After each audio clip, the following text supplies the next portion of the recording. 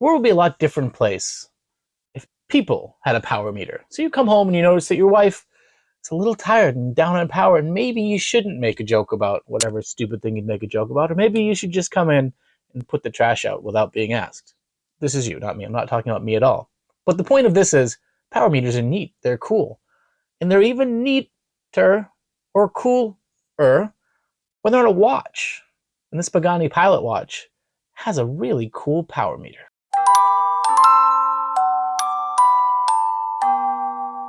Hi everyone, welcome to the Nick of Time, your place, your lovely corner of the internet for value-priced watch reviews. And occasionally we look at something a little more expensive, a little more special, so we can dream about and save up our pennies. And today we're talking about this lovely watch. This watch is the Pagani Pilot Power Reserve. It's the PD-1722. It's a very cool, some watch company that has 3 letters inspired homage to their, I think they have a 7-day power reserve watch. And this is sort of the take on that. But what's neat about it is when you look at this lovely $99 or less, I think it's $89 US right now, watch from China, it's pretty surprising what it's been able to put together at such a low price. Now, Pagani Design is your value-priced homage king for at least market breadth. Huge catalog, everything's around $100 or less. Pretty much, if there's an homage you're looking for, they likely have it. And they meet the minimum viable spec of often sapphire glass, often Seiko or known other movements. Generally a pretty darn impressive spec for the price that you're paying for it. And this is no exception to that rule. This little watch is in fact made in China, and in its 41mm case, houses a very interesting movement that we're going to talk more about in a little bit. And one of the things is when you look at the face of the watch, you've been around the watch circles of the internet long enough, you're going to quickly look at it and say, oh my god, it's another Sea-gull ST-1701 movement, like the Sea-gull 1963 homages that are out there, or replicas, reintroductions, those things. But then you look a little bit closer and closer and closer, and what you see is, in fact, it's a small second hands and the power reserve meter. And that's really kind of cool, and it's something different when you've got watches that do a few things and you want to have something that looks different, that does something different, that has an interesting complication. And it's kind of useful, and it's also kind of fun to shake your wrist back and forth or wind the watch so that you can then watch that meter grow and know that you've got another 30 or 40 hours before you have to make sure you move in the watch. Is it a feature that's going to be core to your human existence? No. Is it kind of neat to have? Sure. Is it fun to show other people? Most definitely, at least in my book. The extremely light silver shiny dial with the anodized blue hands and anodized blue lettering on the raised numerals on the dial really provide just a really interesting and cool look to the watch. I think from the aesthetic standpoint of the watch, I think that it's just a very classy, cool looking watch. And as a Pilot goes, it's not tremendously thick. I mean, it's a thick, chunky watch. But what they've done is scalloped that inner bezel, so you don't get the barrel all the way up, giving it even more chunky. Like I have a Laco that's really just a barrel with a rounded top, and that's where the sapphire glass stops. This gives it a little bit of a slimming effect. It's just it's a nice piece of couture to make it not look so chunky. You know what I'm saying? Accents are not my forte, but I have fun doing them, and I just keep doing them in spite of my best interests. Before we go any further, just one little request, pretty please. Like, comment, subscribe, click the little bell, and join the fun here at the Nick of Time Watch Reviews, where we'll have very consistent watch reviews, shopping videos, comparisons, maybe the occasional opinion piece on something in the world of watch. We have a lot of fun. The channel's rapidly growing in the last month, and I'm really looking forward to doing a lot and building a community here to hang out and talk inexpensive and sometimes expensive watches together. So click the thing. Moving on. All right, you can see nice up and close and personal what the face of this pretty watch looks like. Very good looking watch, very clean design, I think. But also the neat thing is if you look at the dials that are there, you can kind of see the 2 levels of the face, and there's some very nice milling in each of the small second hands and the power reserve over here that you can see to the face there that make it very classy. In addition, having that actual Pagani Design logo as an applied piece and not just printed, Pagani Design is printed, but the actual shield is an applied piece, just makes it seem classy. As you can see, each of the applies numerals on the face as well. And as I mentioned before, you can see here it has the small seconds complication on the left. On the right is that power reserve, which is at 100%. And at the 6th location is where you have your date. Let's look at the specs. In this situation, the case is made of stainless steel. And it's a very nice polish, brushed on the sides and on the back, a little polish to the edges on the back there.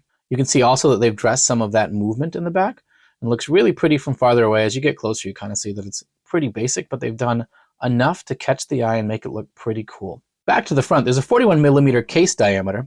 Lug to lug measurements are 49.2 millimeters.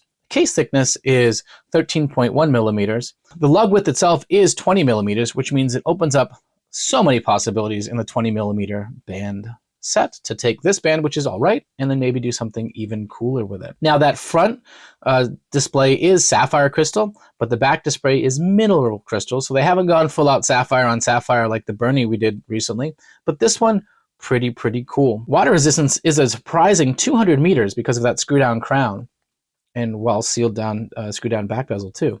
Very impressive there. Now for a moment, let's talk about this automatic movement. It's actually manufactured from the Chinese Hangzhou manufacturing concern. This is a Cal 2C-22. It's a 21 joule movement. It is hacking with a 40-hour power reserve and specializing in that small second hand and the power reserve display on the front. Really cool. Complications on this watch is a small second hand, power reserve as we said, and a date at the 6th. So you want to see a look at motion here. First step to do is undo that screw down crown, pop out one, and we're able to change the date. Pop it out one more time, and now we're able to set the date. And actually, the motion on this movement is very tight, not jumpy, and very easy and tight to go back and forth. Pretty impressive overall. Not too familiar with this movement. There isn't much information at all online. In fact, I had to find it in like a strange way of Googling metadata for the listing, but it doesn't actually say it anywhere in the listing itself from Pagani. Now that movement is also manual winding. And so you can wind away to your heart's content and watch that power reserve go up from nothing to everything. Or you can shake your wrist and do the same thing. It just takes a little longer and people will think you're a little special. No big deal. Now this is a dress pilot watch, I guess. And so lume isn't here, lume is usually a pretty strong thing of a pilot watch. So in this situation, what kind of pilot are you? Let's just hope you have cabin lights. Yeah, you're okay with it. I guess that's just what it is. Now onto the strap. I read a review and someone was like, it's a very soft and impressive strap, and for the price, I'm quite surprised with it. And I guess it doesn't suck as bad as most straps in this price range go for. It's a $90 watch. The leather in the back is soft and feels very nice against your skin. And that fake alligator, plasticky outer stuff, whatever it might be, isn't the worst. And I think in blue it looks a little better than when these are in a black. If I am to keep this watch, I will tell you that this is going to go on another strap. If I were to keep this watch, this strap would disappear very quick, and we'd find a nice replacement for it. Speaking of replacements, we're on to our next section. We've now reached my favorite segment, which is let's try a strap-on. The watch. It still hasn't gotten old for me. Maybe it's already gotten old for you, but if you're new to the channel, this is where we try a strap-on. The watch. Now first, take a look at the watch on its provided band. On my 7¼ inch wrist. Very nice. Looks good. Band does hold it nice. The weight of the watch is actually feels really nicely controlled by the band that it came with. Another thing too, as you look at my wrist, it fits quite nicely overall. I think proportionally, even at 41 millimeters, it's a really good size, especially in a pilot. I've got a couple 42 millimeter pilots, and they're big. They work, but they're the top size of it. And I think this may very well be the perfect size for a pilot. Here we have it on a reddish brown leather band that I have, and I think that looks pretty smart.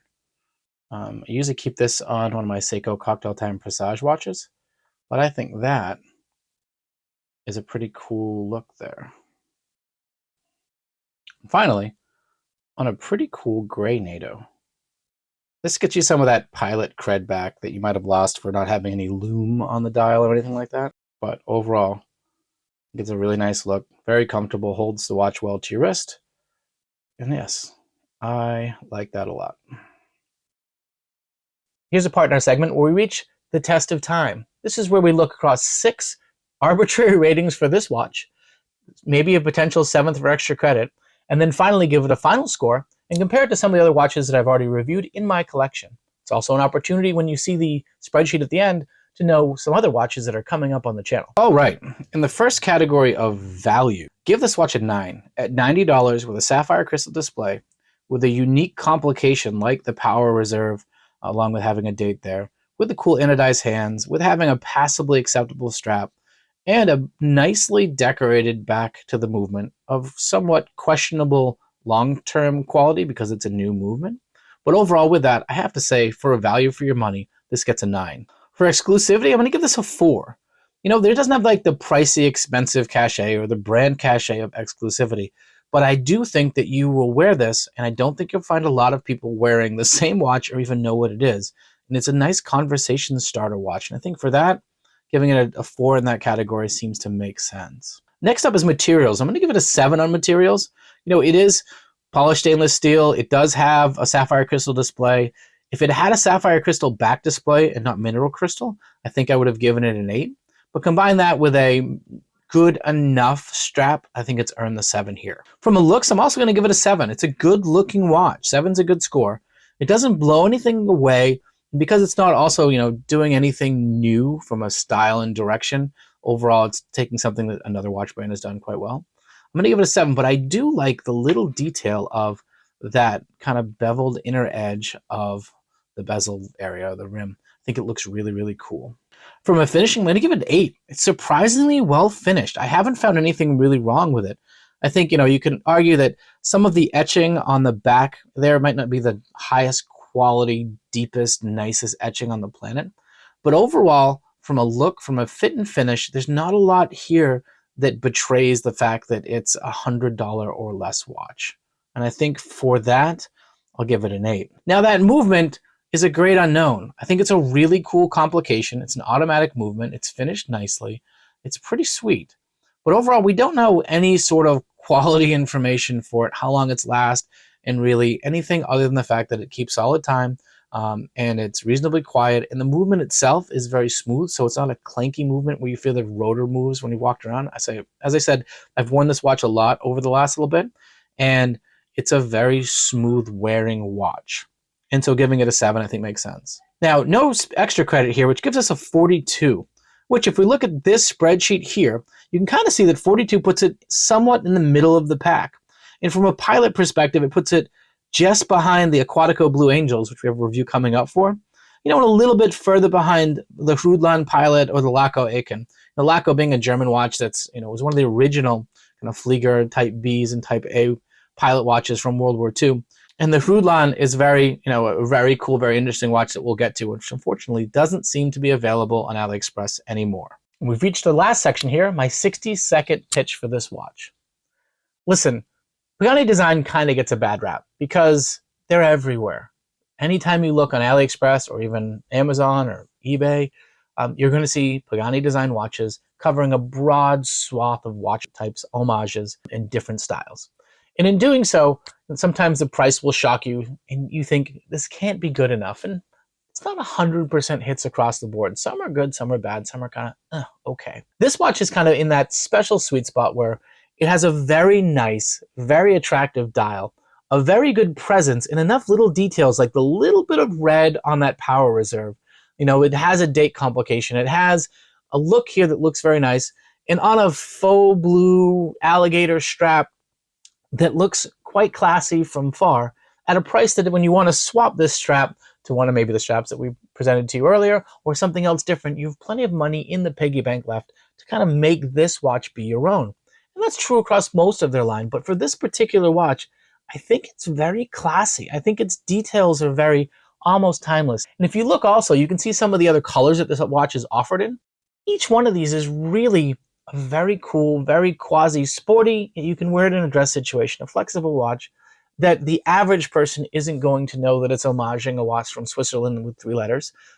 They're just going to think you're wearing something really, really cool, and they might even start a conversation of, wow, that's a really nice watch. And you can just say, thank you, it is. I really like it. It's nice and simple like that. And that's what's cool. This watch, I first got it, and it came when I was getting a lot of watches in at once, and I kind of get lost in the mix. But the more that I've worn it and looked at it and kind of worn it around, every one of the watches I review, I try to wear for at least 3 or 4 days before I do a review for it, just to kind of get a feel of some of its nuances. At the end of the day, it's a very comfortable, very cool, very stylish watch that I think is in a style that you don't see everywhere. It makes it somewhat unique and therefore a nice addition to a collection that you might have a few pieces, because this may find a day of the week or the day of the month that it carves out as being just its own. With that said, yes, this has been the Nick of Time Watch Reviews. I'm Nick, you've been you, and just remember, it doesn't always take a lot of money to have something on your wrist that can make you smile. Come back soon and take care.